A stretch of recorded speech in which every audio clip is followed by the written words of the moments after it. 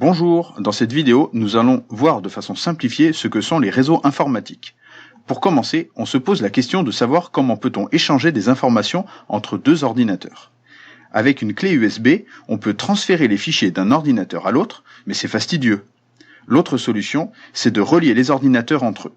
On a vu dans une autre vidéo qu'il fallait des cartes réseau placées à l'intérieur des ordinateurs et que l'information peut voyager par les câbles réseau, par la Wi-Fi, par la fibre optique, etc.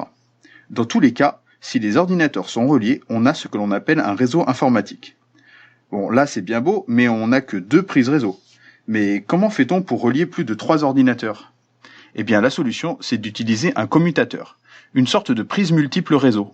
On va pouvoir brancher 1, 2, 3, 10 ordinateurs, et même une imprimante réseau, ou encore un serveur informatique. Très pratique, car les données qu'il contient seront accessibles par tous les ordinateurs du réseau. On peut également connecter un point d'accès Wi-Fi qui permettra de relier des portables, tablettes, smartphones en Wi-Fi.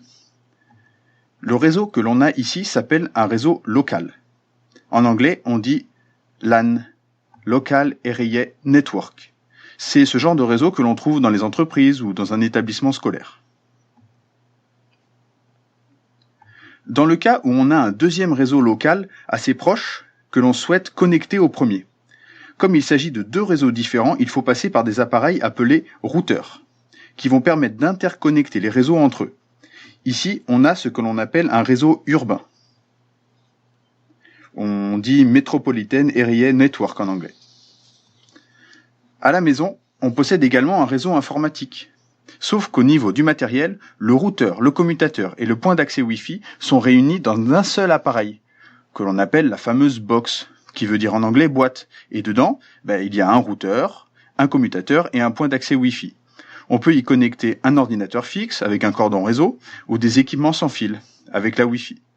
On a ici ce que l'on appelle un réseau domestique, mais ça reste un réseau local, comme celui du genre de celui qui était à gauche. Alors, pour la 3G, la 4G, bientôt la 5G. Comme toujours, on a des routeurs, et de façon très simplifiée, on a des transmetteurs reliés aux antennes relais qui permettent de connecter les smartphones. Bien entendu, on a le réseau téléphonique qui est également connecté pour pouvoir appeler, mais là c'est un réseau à part. Donc cet ensemble, c'est ce que l'on appelle le réseau mobile. Et alors Internet dans tout ça, qu'est-ce que c'est ? Eh bien, les réseaux comme ceux-là, il en existe des millions sur Terre.